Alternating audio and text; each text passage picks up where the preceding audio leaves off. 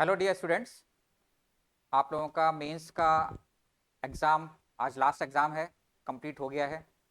I hope कि आप लोगों का अच्छा एग्ज़ाम हुआ होगा। लेकिन अगर किसी वजह से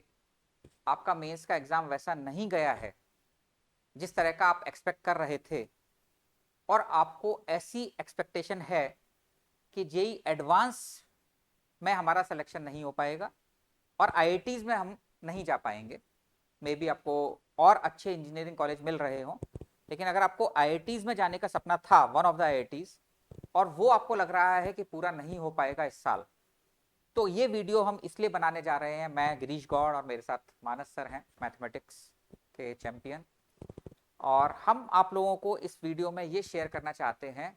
कि आपको अब नेक्स्ट ईयर रिपीट करना चाहिए या किसी इंजीनियरिंग कॉलेज में एडमिशन ले लेना चाहिए। तो कुछ क्राइटेरिया हमने डिसाइड किए हैं।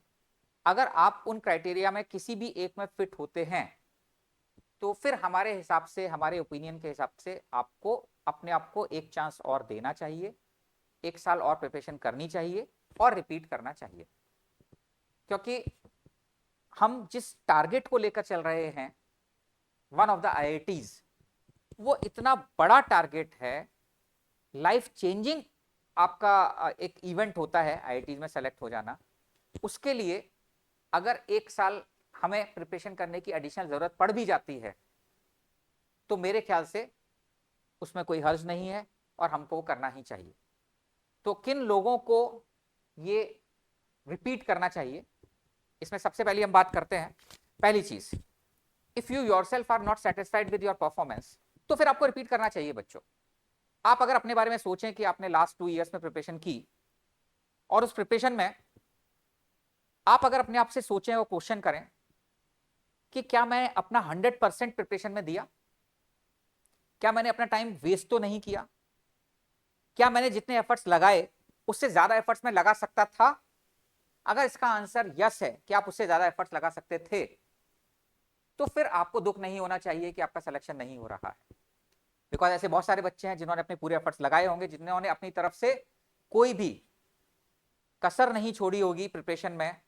तो फिर सिलेक्शन तो उनका ही बनता है। तो ऐसे केस में आपको अपने आप को चांस देना चाहिए, और एक ऐसा चांस देना चाहिए जिसमें कि आप अपने आप से ये कह सकें कि इस साल मैं कोई लिमिटेशन नहीं रखूंगा, इस साल मैं 100% एफर्ट्स लगाकर प्रिपरेशन करूंगा। अगर ऐसा है तो आपको प्रिपरेशन करनी चाहिए, रिपीट करना चाहिए। तो बच्चे, जो सेकंड क्राइटेरिया है आपका ड्रॉप या फिर रिपीट करने का, वो ये है कि बहुत सारे बच्चे ऐसे होते हैं जिनका कोई एक या दो सब्जेक्ट बहुत ही इंटरेस्टिंग लगता है, उन्हें बहुत मार्क्स आते हैं उसमें, बाकी जो थर्ड सब्जेक्ट है वो उनका थोड़ा वीक रह जाता है, या फिर कोई दो सब्जेक्ट उनके वीक रह जाते हैं। तो इसमें दो रीजंस हो सकते हैं। या तो बच्चों का इंटरेस्ट ही कम हो उस सब्जेक्ट को लेके, एक ये रीजन है। दूसरा ये रीजन हो सकता है कि किसी टीचर ने उस सब्जेक्ट के लिए आपके अंदर उतना इंटरेस्ट डेवलप नहीं करा पाए। ठीक है, तो अगर ऐसा कुछ है कि आपके अंदर कोई एक दो सब्जेक्ट ऐसे हैं जिसमें आप कंफर्टेबल नहीं हो, जिसमें आपके मार्क्स नहीं आते हैं, पर टाइम देने से अगर उसको आप इंप्रूव कर सकते हो, कोई ऐसे टीचर आपको मिल जाए जो उसमें आपका इंटरेस्ट डेवलप करा पाए, तो फिर आपको रिपीट करना चाहिए। उस सब्जेक्ट को एक चांस तो देना चाहिए, क्योंकि जो आईआईटी है बच्चों, वो आपके कंफर्ट जोन में रह के तो बिल्कुल नहीं निकल सकता, आपको कंफर्ट जोन से बाहर जाना पड़ेगा। तो अगर आपको उसमें इंटरेस्ट नहीं है तो ऐसे टीचर्स आप ढूंढो जो आपके उन सब्जेक्ट पे इंटरेस्ट डेवलप कराएं और आपकी हेल्प करें उस सब्जेक्ट को क्लियर करने में। और बच्चों, नेक्स्ट क्राइटेरिया ये है, सर जनरली ऐसा होता है कभी कभी कि बच्चे प्रिपरेशन कर रहे होते हैं जेई की, बहुत अच्छी तरीके से प्रिपरेशन की होती है उन्होंने, लेकिन लास्ट के 3-4 मंथ्स जो कि सबसे ज़्यादा क्रूशियल होते हैं प्रिपरेशन के हिसाब से, जहाँ उनको पूरा रिवाइज करना होता है, चीज़ों को कंसोलिडेट करना होता है, वहाँ पर वो बोर्ड की प्रिपरेशन में लग जाते हैं। Because of may be parents का प्रेशर, पेरेंटल प्रेशर हो सकता है, सोसाइटी का प्रेशर हो सकता है, मे बी कुछ और रीजंस हो सकते हैं, लेकिन वहाँ पर वो आईआईटी की इंपॉर्टेंस थोड़ी सी कम हो जाती है और बोर्ड के एग्जाम्स की इंपॉर्टेंस थोड़ी सी हावी हो जाती है प्रिपरेशन के ऊपर। तो वो टाइम जो कि कंसोलिडेट करने का टाइम था, जिसमें कि सबसे ज़्यादा एफर्ट्स लगाने चाहिए थे, वो सारे के सारे एफर्ट्स बोर्ड की प्रिपरेशन की तरफ लगने लगते हैं। और ये तो आपको पता ही है सर, बोर्ड एंटायरली डिफरेंट है, जेई का टेम्परामेंट एंटायरली डिफरेंट है, बोर्ड का टेम्परामेंट एंटायरली डिफरेंट है। बोर्ड सिलेक्शन का एग्जाम है, जेई एडवांस रिजेक्शन का एग्जाम है। जेई एडवांस में 14 लाख बच्चे बैठ रहे हैं, तो पता लगा कि IITs में केवल 17,000 18,000 सीट्स हैं, यहाँ पर आप 35% ले आते हैं जेई एडवांस में तो आपको वन ऑफ द IITs मिल जाता है, वहाँ पर आपके 90% बड़े आराम से आ जाते हैं। तो क्या होता है कि लास्ट टाइम में बोर्ड की प्रिपरेशन करने के चक्कर में आप लोग जेई एडवांस पर जितना फोकस करना चाहिए था, मेंस पर जितना फोकस करना चाहिए था, वो नहीं कर पाते हैं और उस वजह से भी एग्जाम खराब हो जाता है। तो अगर ऐसा है कि आपकी प्रिपरेशन ठीक थी लेकिन आपको लगता है कि लास्ट 2-3 मंथ्स में बोर्ड पर ज्यादा फोकस देने की वजह से आप वो अचीव नहीं कर पा रहे हैं जो कि आप अचीव कर सकते थे, तो मेरा ऐसा मानना है कि आपको अपने आप को एक चांस देना चाहिए और 1 साल और प्रिपरेशन करनी चाहिए। तो जो नेक्स्ट क्राइटेरिया है बच्चों, ये है कि हमने देखा है जो मैक्सिमम बच्चे होते हैं, बहुत सारे से बच्चे हैं जिनका जो सब्जेक्ट नॉलेज है वो बहुत अच्छा होता है, पर एग्जाम के दिन जाके वो ब्लैकआउट हो जाते हैं, उन्हें समझ नहीं आता है, मतलब वो ऐसे ऐसे क्वेश्चन गलत कर जाते हैं जो एक्चुअल में वो अपने टेस्ट पे या फिर प्रीवियस क्लासेस में सही किया करते थे। ठीक है, इसका ये मतलब हुआ कि आपके सब्जेक्ट नॉलेज में कोई दिक्कत नहीं है, जो एग्जाम टेम्परामेंट है वो आपकी कहीं ना कहीं थोड़ी पीछे रह गई है, जिस पे आपको वर्क करना है। तो अगर आपको ऐसा लगता है कि मेरे नॉलेज पे तो कोई दिक्कत नहीं थी, मैंने पूरे साल अच्छे से पढ़ा था, पर किसी कारण से एग्जाम के दिन मेरे साथ कुछ ऐसा हो गया कि मैं एग्जाम को अच्छे से अटेम्प्ट नहीं कर पाया,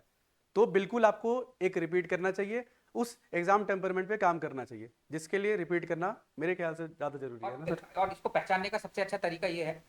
कि घर आकर अगर आप चेक कर रहे हैं और आपकी नेगेटिव मार्किंग काफी ज्यादा है तो इसका मतलब टेम्परामेंट गड़बड़ था, या फिर आप घर पर उन क्वेश्चंस को कर पा रहे हैं जो कि वहां पर नहीं कर पाए, तो भी नॉलेज में कमी नहीं है, एग्जामिनेशन टेम्परामेंट आपका गड़बड़ है, उस पर वर्क करने की जरूरत है। जैसा सर ने कहा, अगर इन दोनों में से कोई भी एक चीज आती है तो भी आपको रिपीट करना चाहिए। बिल्कुल सर। और फिर सबसे बड़ा मोटिवेशन तो सर IITs है। IITs